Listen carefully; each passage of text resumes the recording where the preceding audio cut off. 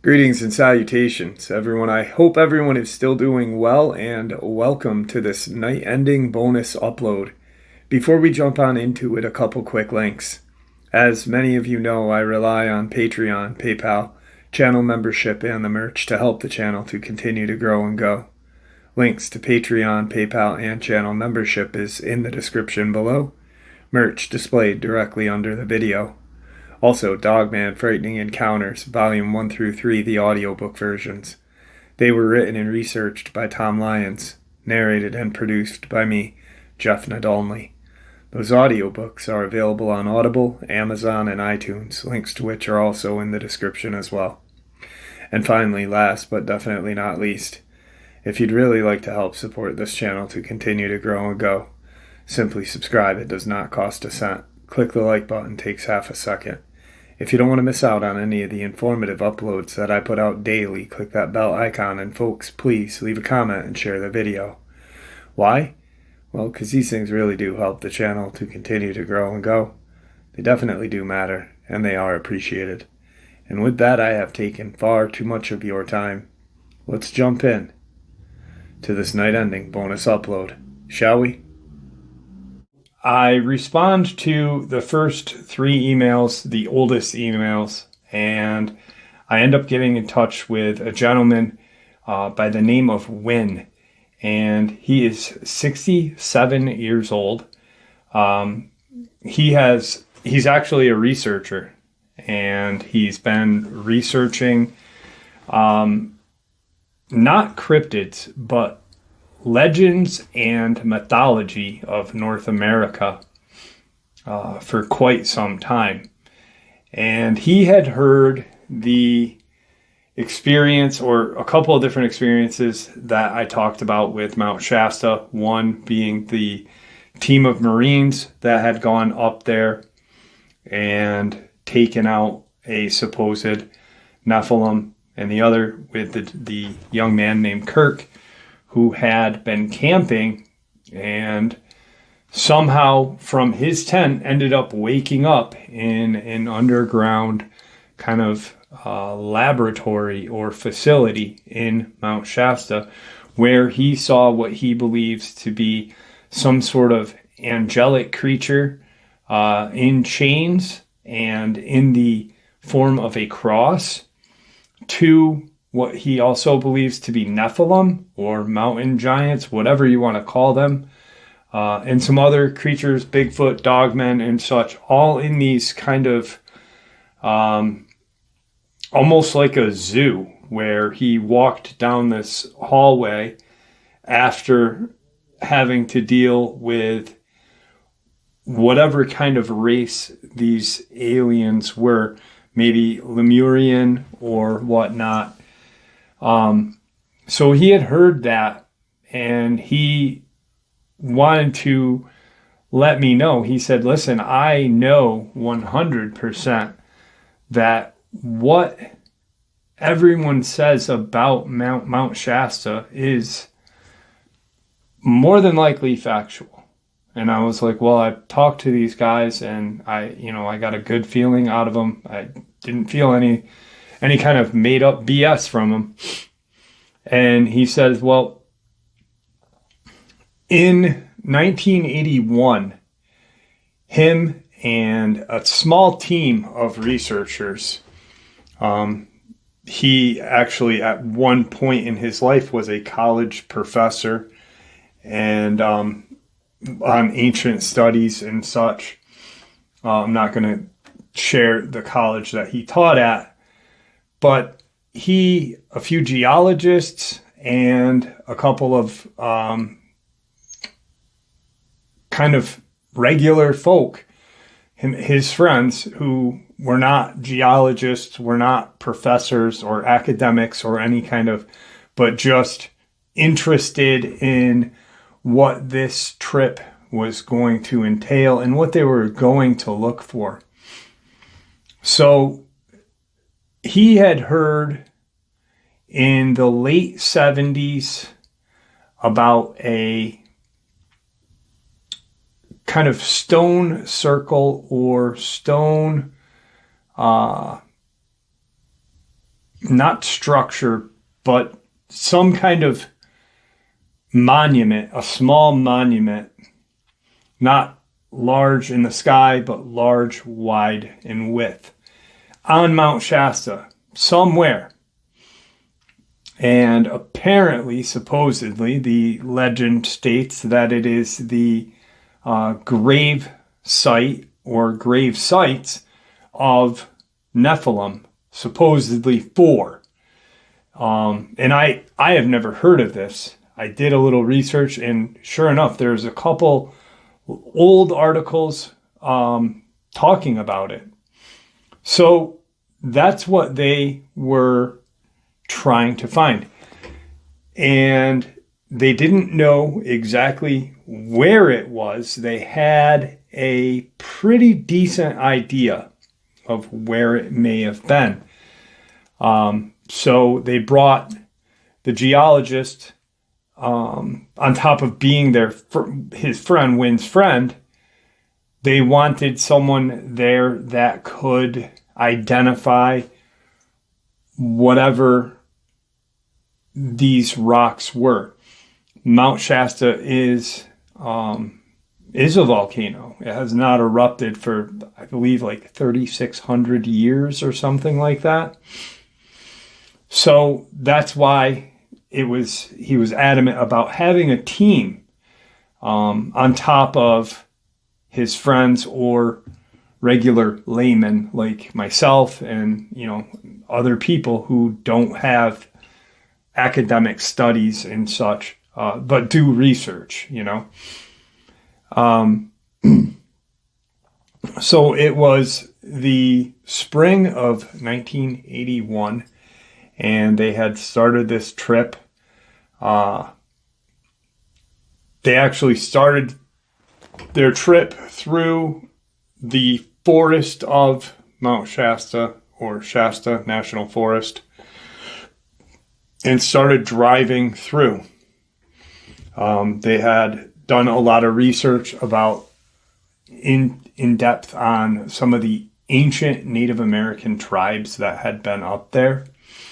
And supposedly, just like Mount Katahdin, the Native American tribes in that area believe that the creator lives on Mount Shasta somewhere as well, which very interesting. And they wanted to check out a few places in that area. Now, he's quite adamant about there being multiple species of cryptid in Mount Shasta region. Obviously, we know this because there's been numerous accounts. Brad had gone hiking and shot at a Bigfoot on Mount Shasta, or in that region. So, and people have spotted dogmen, giant, whatnot. I believe crawlers, and I believe I've heard of experiences with glimmermen, or those predator-like creatures, which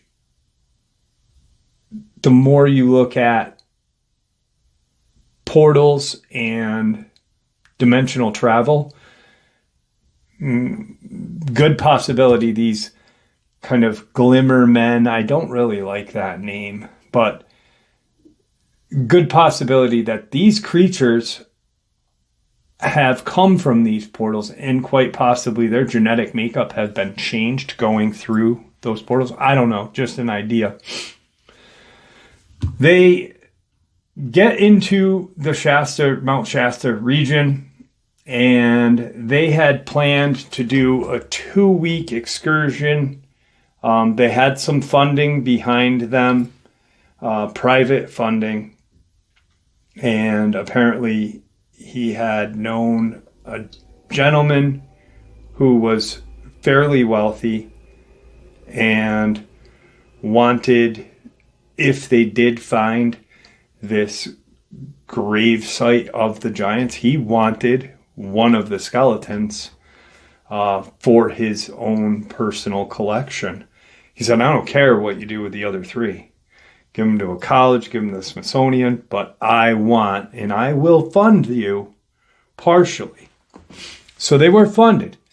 They end up getting to this location called Pluto's Cave, which is a very large lava tube on the outskirts of Mount Shasta. What they were going to do is they were going to kind of set up camp for a couple days in different areas and look in and around these areas for this circle of giants. I guess that's what he called it, the giant cemetery or giant. There's no real name for it. It's just a large circular structure. And supposedly, like I said, a cemetery for giants. So one of his friends, who not an academic, they had been hiking out and about for a couple hours, just looking for any kind of remnant or whatever. They did have an idea of looking into some of these lava tubes in and around Mount Shasta. Just maybe because, hey, what if it's not on the surface, but what if it's just below in one of these kind of tunnels or whatever? Apparently, they are like day 4, and a gentleman and his friend proceed to look into one of these lava tubes. They start hiking in. They have these really poor flashlights compared to what we have nowadays. But they were decent for back then. They weren't, run-of-the-mill kind of Kmart flashlights that you could get back then. These were barely decent, he said. This gentleman had started to walk into this lava tube, and they didn't hear any kind of noise, but they had this really strange kind of feeling and almost like shivers going right up their spine and throughout their body, cold chills. And it wasn't that cold of a day to where even going into this tunnel or tube, because I guess there's humid air coming out of these tubes as well. Which he said that. So I've never been, so I don't know. I'm just going off of what he shared with me. So he gets this really bad, weird feeling. There's no kind of noise from a predator or anything. The wildlife outside is going on like normal. And he starts walking, and his friend started talking to him. And as his friend started to get a little louder, in front of them at a distance, they saw a set of kind of reddish, yellowish eyes kind of glowing in the distance, in the darkness of this tunnel. They stop. He's got his flashlight. He shines it in, and it's not illuminating the tunnel that far, but they can see where these eyes are by the glow of them. His friend then says something like, what do you think that is? And as he makes that statement a little louder, there's another set of eyes that lights up, and then another and another, to where there was 4 sets of eyes that had lit up. And immediately, as these eyes start lighting up, there are growls, loud, deep growls. And both guys, being not academic, but not being kind of like the average kind of Joe. They'd been in the woods hiking, they grew up in the wildlife. That they enjoy being out there. That's why they went on this trip, on top of doing some research, being interested in it all. I guess the guy that had told Wynn this immediately says it sounds like a wolf's growl or a canine growl. It definitely doesn't sound like a bear. But I've never seen any kind of wolf have glowing orange, kind of red hellfired eyes. And he said what they did was, now they can see these eyes start to come forth, and they're now backing away. They're not going to turn their back. They're just backpedaling slowly so they don't trip. But they're keeping a good distance from these approaching eyes and not turning their back. As these eyes kind of cross this whatever, there's another 2 sets behind it. Now they see 6 sets of glowing orange, red, hellfired eyes. And 2 of these large, what he said looked like grayish black wolves. And he said the paws were just enormous. They were like pie tins. And they had walked out. The other 4 sets of eyes were still in the darkness where they couldn't make out any detail. But obviously they knew that if this is what those eyes are from, those other 4 are probably the same thing. So now they are backpedaling and walking more. They can start to feel the outside to their back. So they know they're getting closer to the entrance of this lava tube. And as these 2 wolves start walking up, there's almost kind of no transition. They just start walking and stand up. There was no popping. There was no kind of any transition. It was just almost they took a step, and as they were taking that step, walking with their front paws, they just stood. And they started to walk bipedally towards these 2 men. And they are still, as these dogmen or whatever are walking toward them, they are still walking backward. But because these guys have to be careful of, possibly tripping on any kind of this ancient lava rock material, they couldn't go that fast. So they are now gaining a little bit of distance onto them. And they then hit the outside. So they are at the entrance of this lava tunnel. And they now know that behind them, if they were to turn and run, it was a downhill, still consisting of that lava-like material, that ancient whatever rock. And that's immediately what they did. And as he turns to run, he looks over his shoulder. And he said to Wynn, Wynn, it was like we had gotten out of that tunnel or that tube. And it was almost like those 2 that were walking up at us, the second they hit the opening or the exit of that tube, it was almost like there was a invisible kind of barrier, because they both stopped almost side by side and stared at us as we turned and started running down this hill for our lives. He just continued to watch over his shoulder as he's running.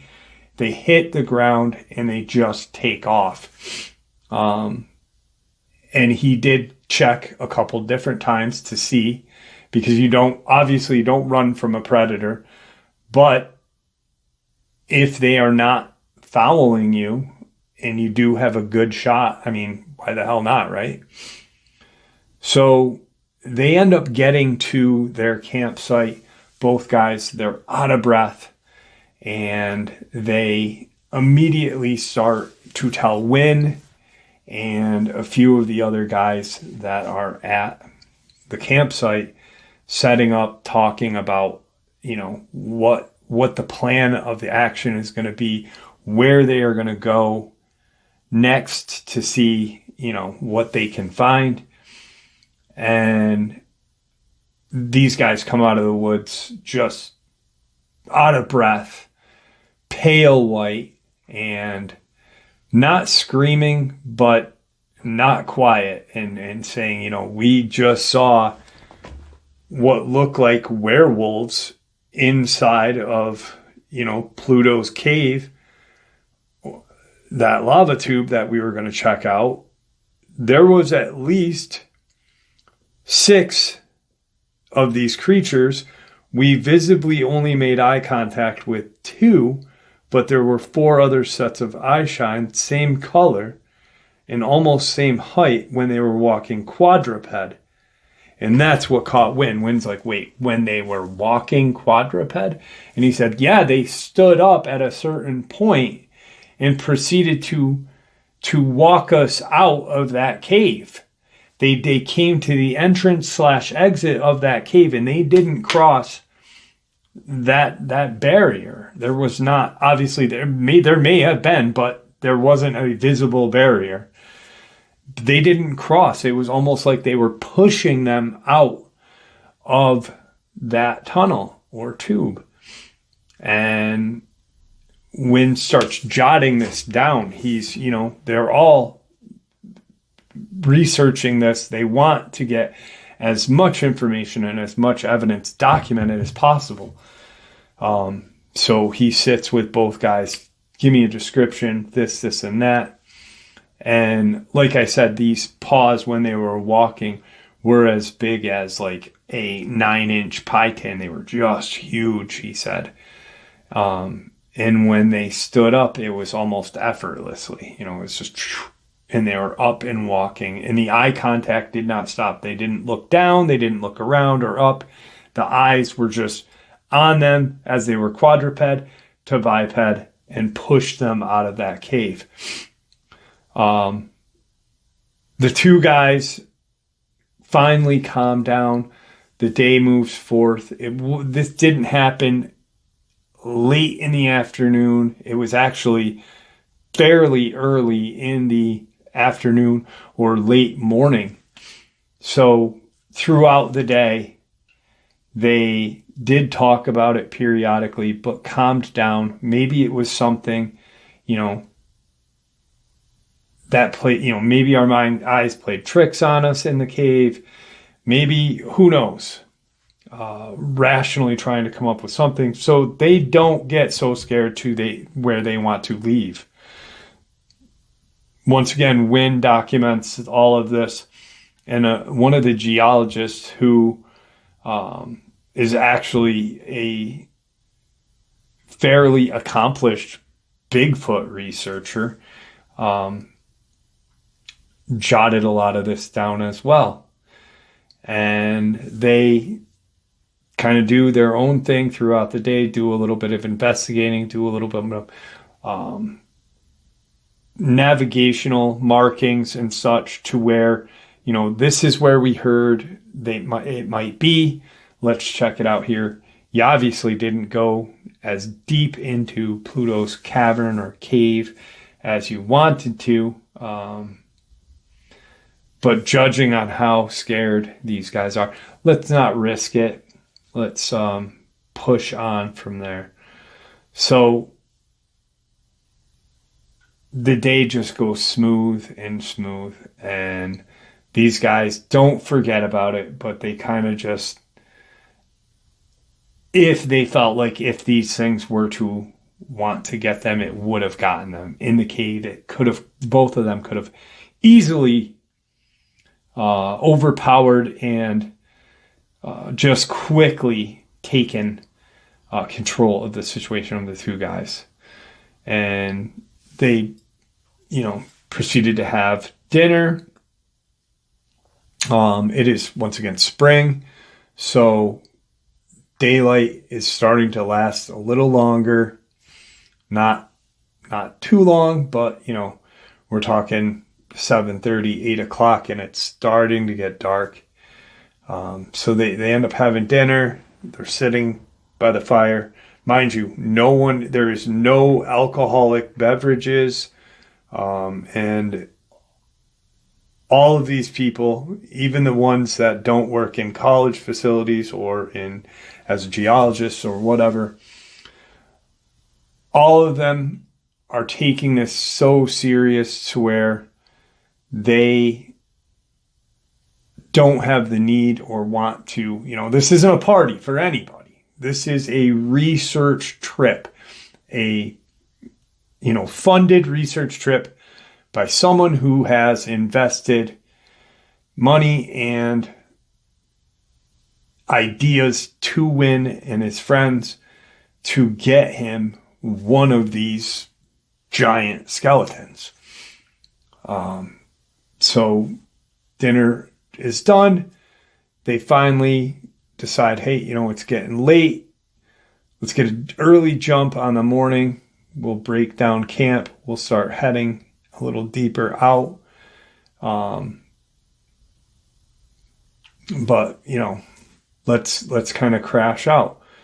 And everybody agrees because, they're getting tired. They've been walking all day. They've been doing stuff all day. And what else are you going to do? You're going to rest and do more research. So everyone is now fast asleep.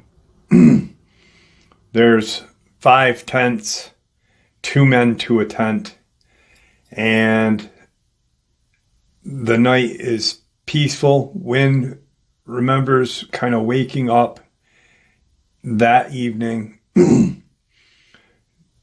For some reason, he woke up and the sound of nature kind of immediately calmed him again. He started to think about, finding this grave of these Nephilim and such. And, but he started to think a little bit about what had happened with the 2 guys. Did that have something to do with, what they're after? Started to think about Native American lore, the Native American tribes that once lived in this area. Could it have possibly had, some sort of... And he just starts to doze off again. And all of a sudden, there are these just howls just all around their little campsite. And their campsite, there was 5 tents. They kind of in a U shape. And they had their fire. And then they had this area of where they were eating and storing food up in the trees and such. So it was like these howls were coming from behind the tents and it didn't seem like they were in front. But they were essentially surrounded, and they could hear movement through the woods, bipedal running. Some at one point was quadruped, but he believes to this day still that the majority of the footfall that he had heard was bipedal. They do have some firearms with them for protection, And he yells out as he's lying in his tent listening to this noise. He yells out, "Hey, who's up?" And a few of the guys sound off like, "I am, da da da, what the hell is that? I am, what's that?" And he makes a statement, "Lock and load, boys, just in case, lock and load." So they're all lying there listening to these noises, and they weren't getting any closer to them.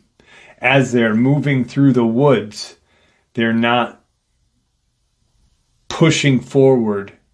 They're just staying in a central location away from the campsite.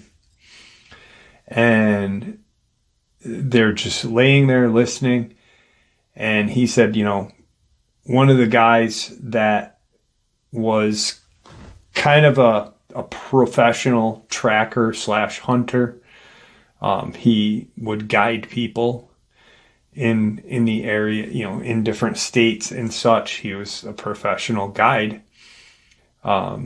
He said, if any of these get too close to our tents, remember that you can't crossfire. You don't want to kill your friend. But if something hits your tent, call out. If there is no answer, shoot. If you have to touch somebody's tent and someone calls out, respond back so you don't get shot. So that is the plan. And everybody is lying in their tent or now sitting. And Wynn asks the question, should we get out of our tent and hold, stand our ground? The guide said, not wise. Let's just play this by ear. And that's what they did. There was no contact with the tents, but they could hear now. It was almost like they got daring after they started to communicate with each other. These footfalls running now through their camp, close to their tents, but there was still no physical contact to any of their gear that was outside, anything. It was just they were running through and being mischievous. That's what it seemed.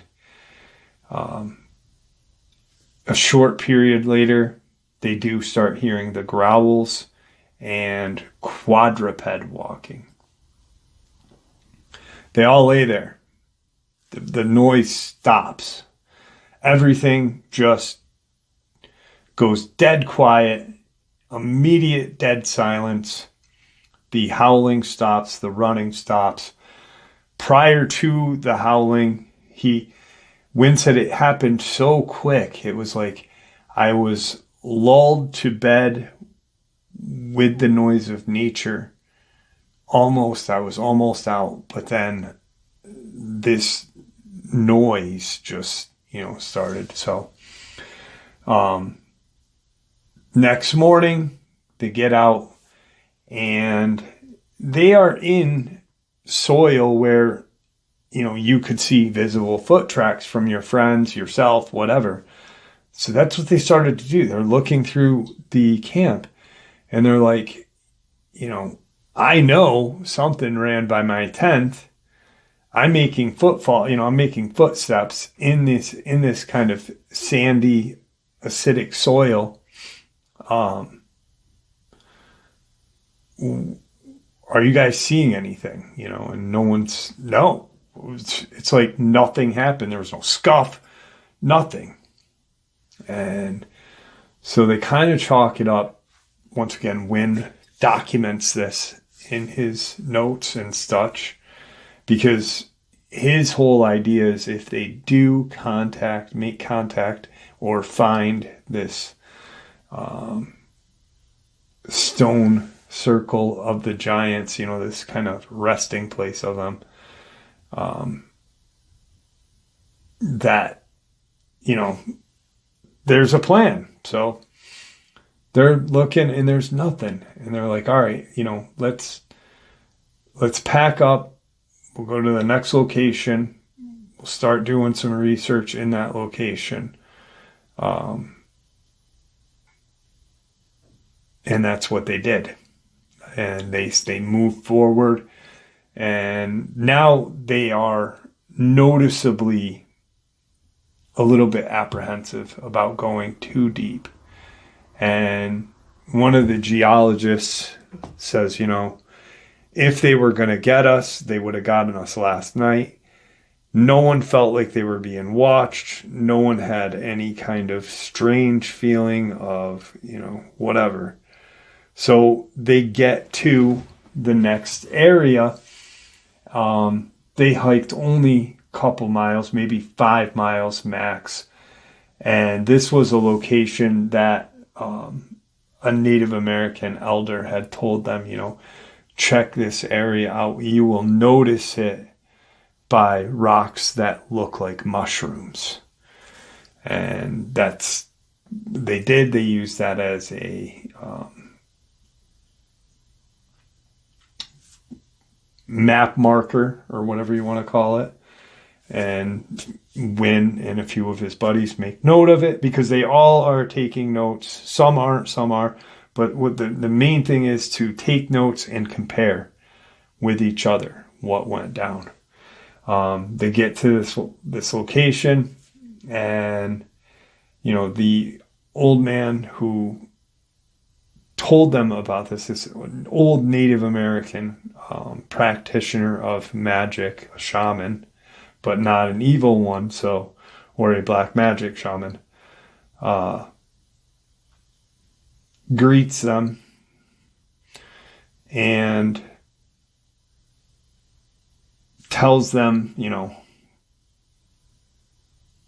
this is the area where you should find supposedly our ancestors from thousands of years ago. Their bones were found intermixed with these giant skeletons. So you should have luck here. And they set up camp, proceed to look.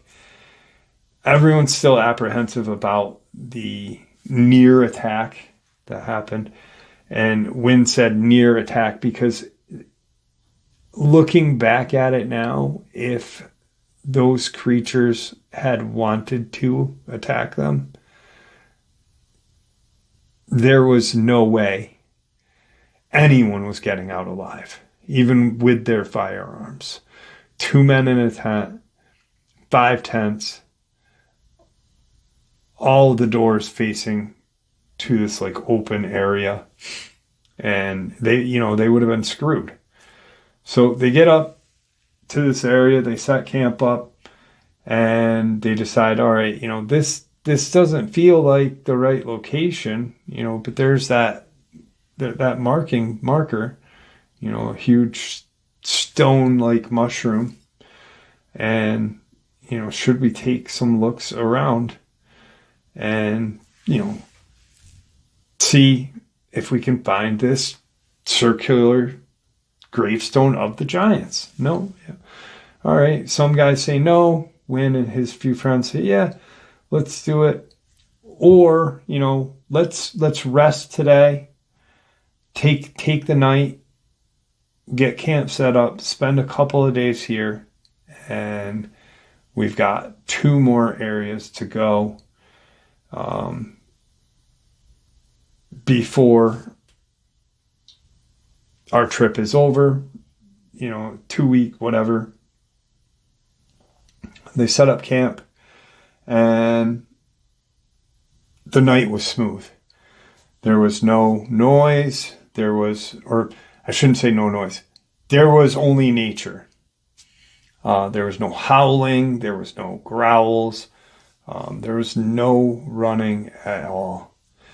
But the spot still didn't feel like Wynn and his few closest researchers that were documenting all this said, this just doesn't feel like the spot. One, it's arid here. It's fucking kind of, there's not a lot of grass or a lot of trees where we are. But what if there was thousands of years ago when these bones were buried? Let's just, take tonight, and then tomorrow morning we'll take a walk around, all of us, and look and see. Total bust. That and they have to move forward to go to the second to last spot. As they're getting to that second to last spot, one of the guys that's with them falls deathly ill. He starts to vomit, and his stomach is just terrible. No one can explain it because they've all eaten the same food. They did ask, hey, did you eat a berry, or did you eat something that you shouldn't have? And he's like, no, I'm just fucking, my gut kills, my head hurts. He's thrown up, and it's just terrible. Like it's almost like he's got food poisoning. When said, all right, let's get him rested, and we'll figure this out. He's just getting sicker and sicker and sicker. They go to bed, and nothing at all happens. The sick guy wakes up the next morning, almost like 100%. He's still feeling a little off, but no worse for wear. They decide, all right, let's get to this one area on Shasta where we at least know the majority of, this weird shit happens. So they get set up. They do start to look, and one of the geologists comes back and says, we found something that I think you need to look at. And so they all kind of converge to this area. And this is the second to last spot. And there's a lot of excitement because, hey, if this is the area, we still have a whole other week to figure out if this is it, get the, evidence out, the funding, one skeleton goes to the funder, and we'll figure out the rest, but we'll notify the right people too, but not rat out the guy that paid for everything. So they're looking at this area, and sure enough, it looks like a man-made circle, rather large, and the geologist, as he and another geologist that they work side by side together, and they know when and have for a while. He makes note of this rock here isn't a rock that would be naturally occurring on Mount Shasta or in California, at that matter. This is, something that would be in, Europe, or and he doesn't remember the exact name of the stone they were looking at because it wasn't it wasn't what they were looking for. So that was not documented. Hey, we found whatever kind of rock and thought that we were in it to win it at this point, but they didn't, and so Wynn and another guy start to kind of dig in this immediate circled area, and there's nothing. They kind of laugh, hey, we should have listened to you, but we didn't. But, better safe than sorry. So for that night, obviously they realize, hey, this is not the spot.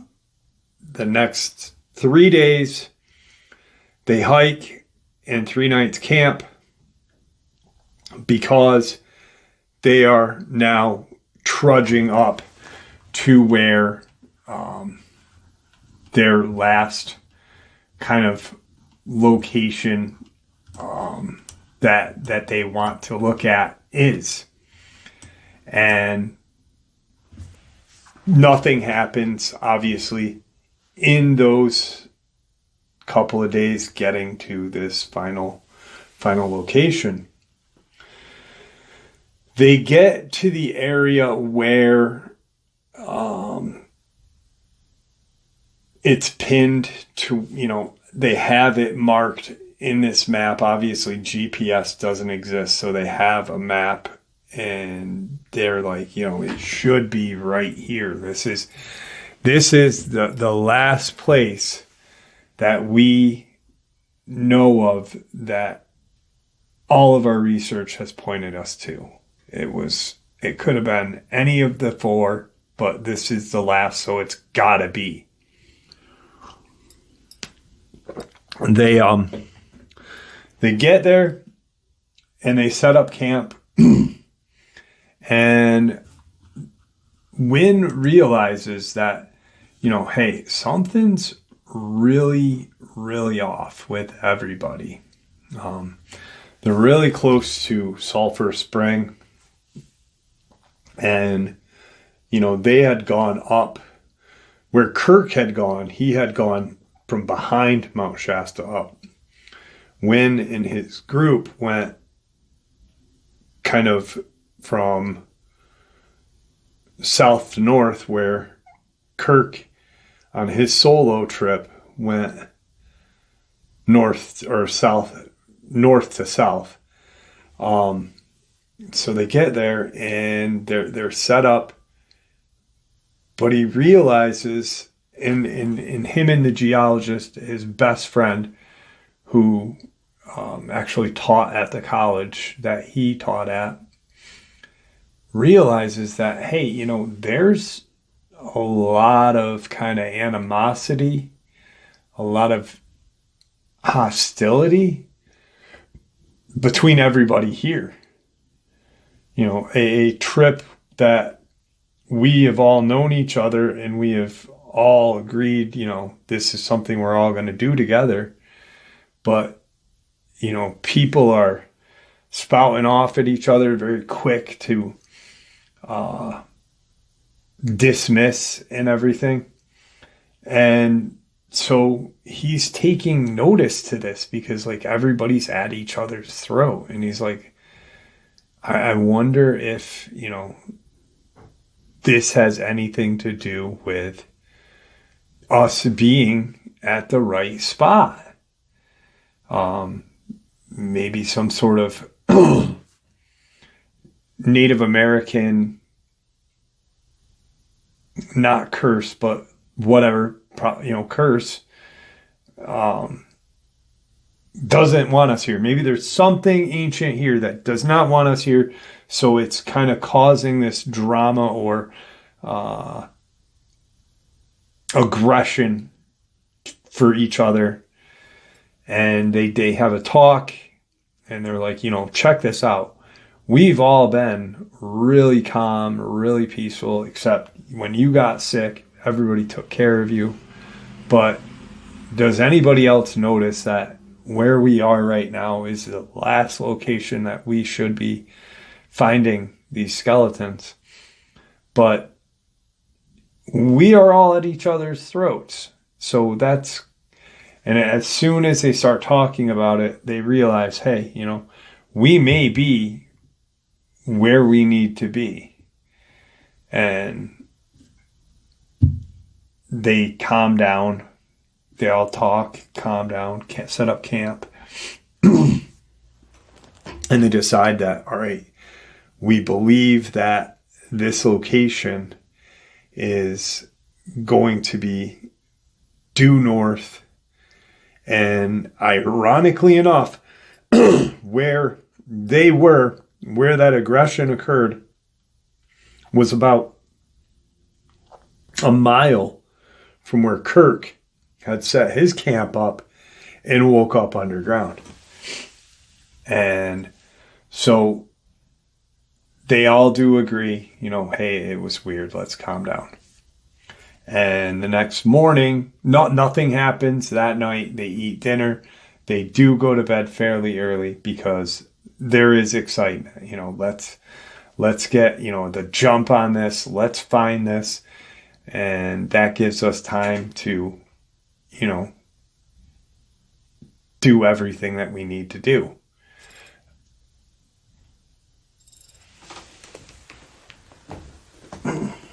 My cat is walking around somewhere I can hear him. So, boom, they go to bed, they get up, and they all converge to this one location.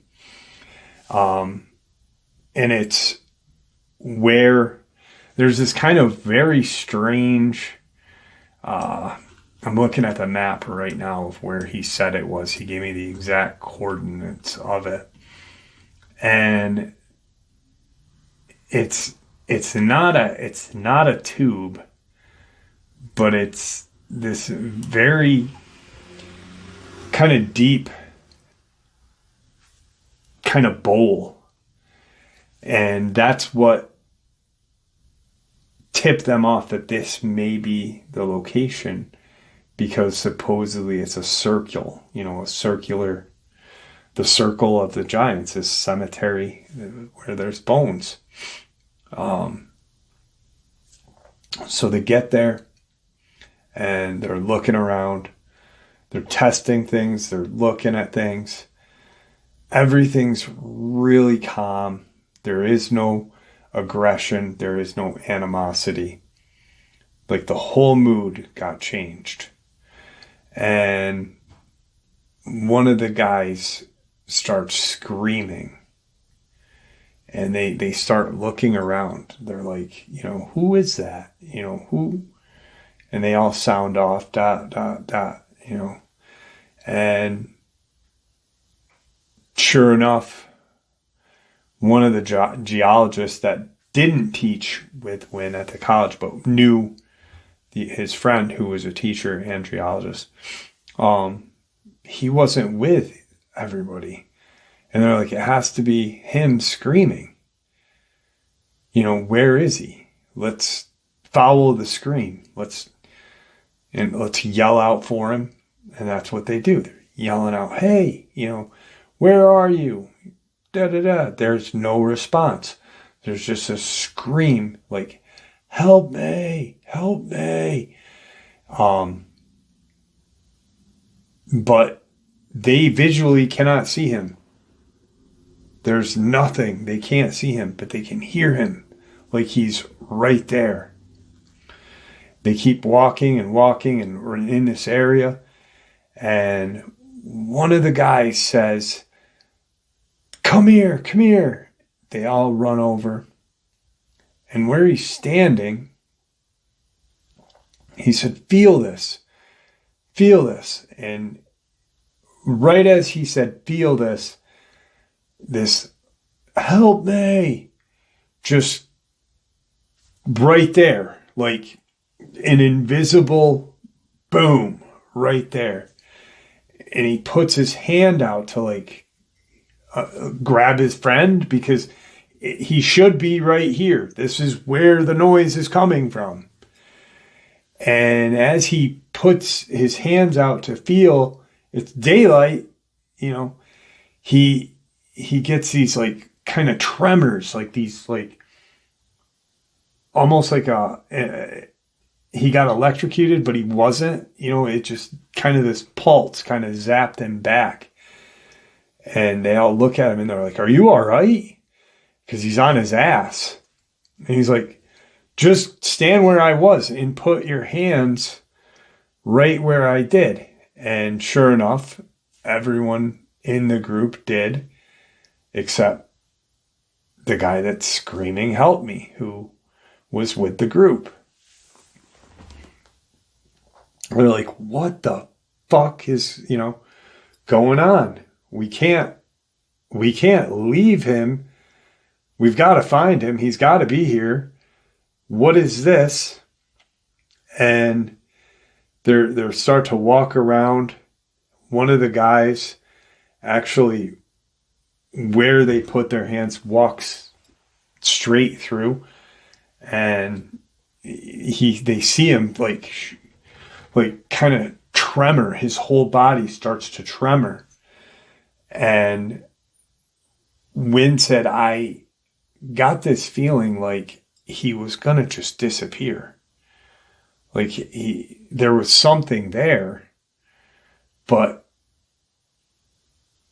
I just felt like he was going to, if he proceeded to walk any further, he would join our other friend. But we've got to find him." And he's shaking and he's walking still, and he walks 10, 15 more steps, and he stops shaking and he turns and he looks at everybody. And he said what he could see, he said, "When?" And, they could visibly see him. But when he's looking back out at them, and he just, he's only 20 feet away from these guys. He said, "I can see these just like aura of blues and greens. And I can see you guys, but it looks like everything's so far away. And I know how close I am to you guys right now." And he said, "I can't hear our other friend screaming. Can you guys still hear him?" And Wynn's like, "No, hang on. And he tells a few of the guys, "Go around this way. Me and the other geologists are going to walk through here. And, let's see if anyone has any of these tremors." They walk through, and how he described it was not at all like being electrocuted or whatever.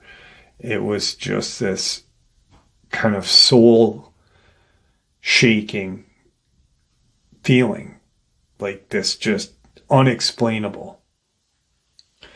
So they get across and they join their friend, and they look back to where they had just been standing. And sure enough, there's just these weird,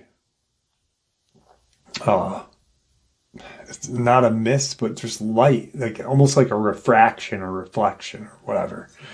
Yeah, refraction would be the light changing. The two other guys that went around that area are now standing with them, and they're like, "We don't see anything. What are you talking about? There's nothing there except 20 feet away is, where we just were. We don't see any weird colors or any kind of shaking, and we didn't have any shaking. Are you sure you're not making this up?" And right there just kind of pisses everybody off again. And everybody just starts, yelling at each other. "What are you talking about? Making it up. We're looking for, our friend. What the hell? Why would we?" And as they're yelling at each other and screaming, and Wynn said, "I felt like it was going to get real violent real quick. It was different than a couple of days ago.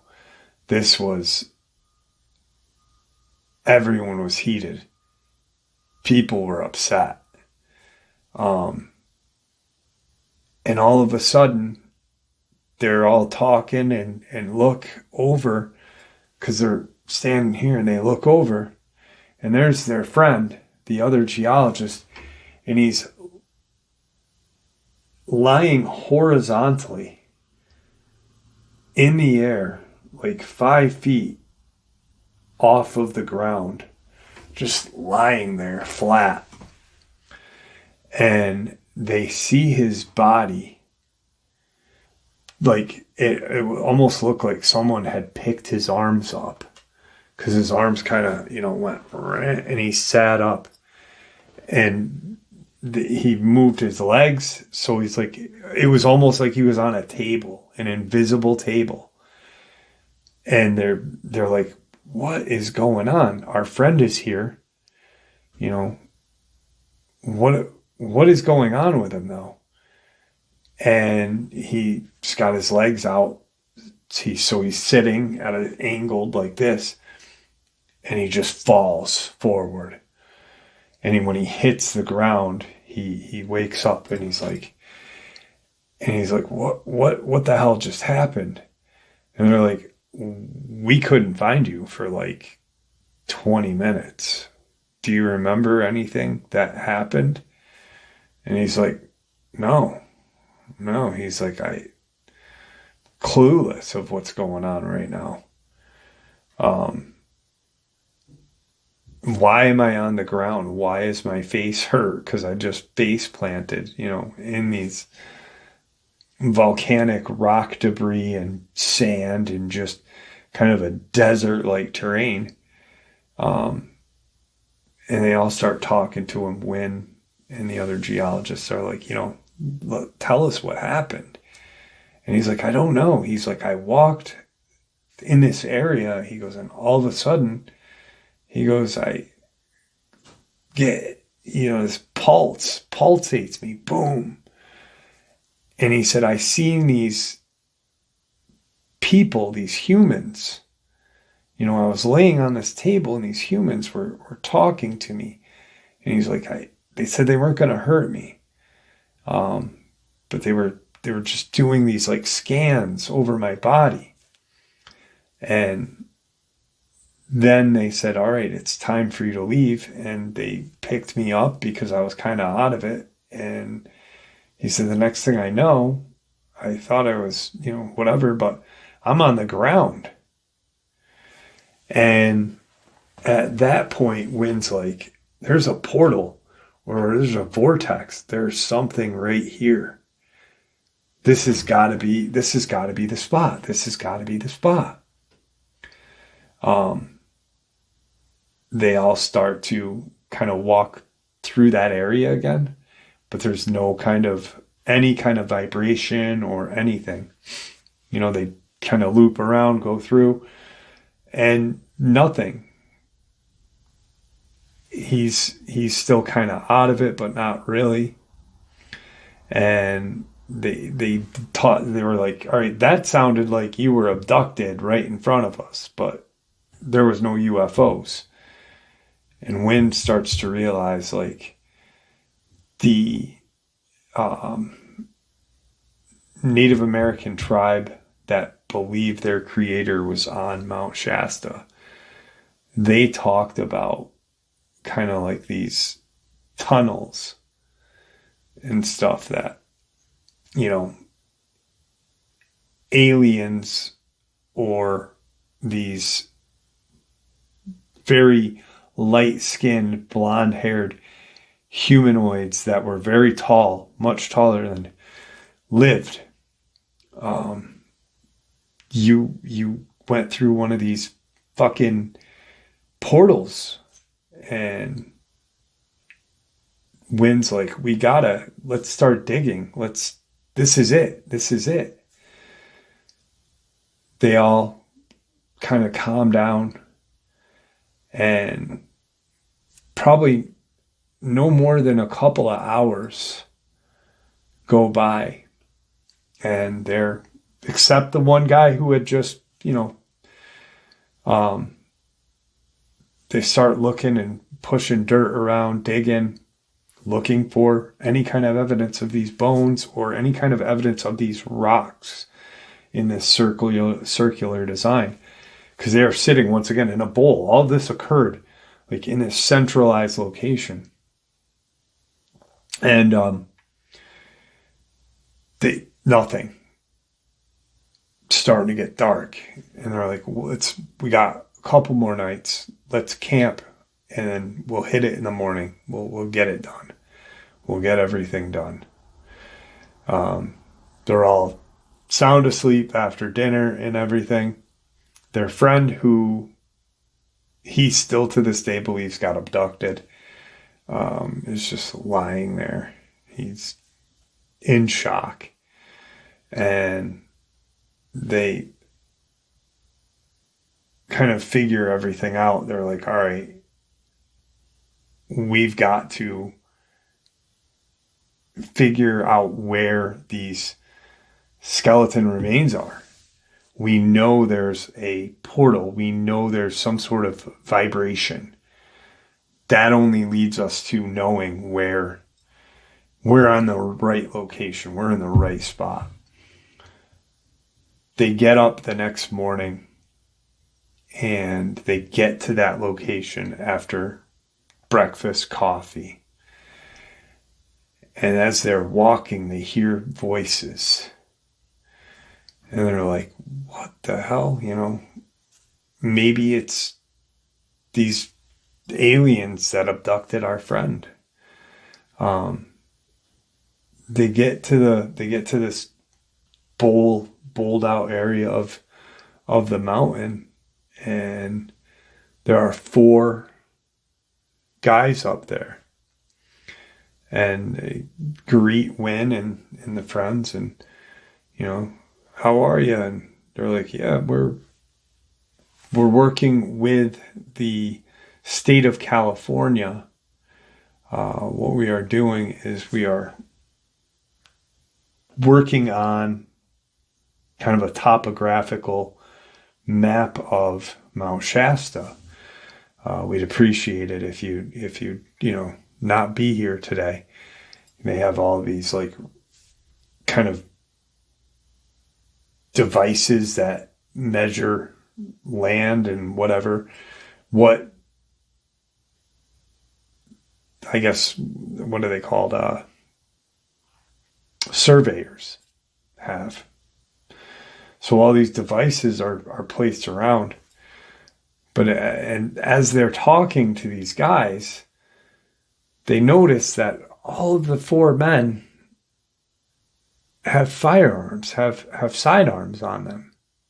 And Wynn makes that statement like, so you work with the government of California, and do you normally carry a pistol with you when you're doing surveying and such? And one of the guys says, yeah, we do, but I don't think that's any of your business. Maybe it's time for you and your crew to leave. And the guy's very rude to him, and Wynn doesn't say anything. And they kind of talk to their friends, and he looks back and he sees the 4 guys start talking. And all of a sudden, there's an earthquake. And I looked it up, and there was an earthquake in 81 on this day in this area of California. Just this huge, powerful earthquake erupts, and they all kind of stop and look at each other. And the guys that are doing the map, whatever, they say, it's time for you guys to drag your ass. We do have permission to be up here, and we were told that if anyone is up here, that we are to escort them out, and we do have that power behind us, federal government, whatever.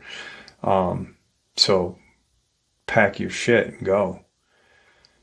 And they decide, hey, let's call it. Let's call it. Something bad's going to happen. The first thing We were in this cave. These fucking dogmen came out at us. People have had fights, like at each other's throats. Something just happened to our very good friend who is, a geologist, the other geologist. And now these guys are here.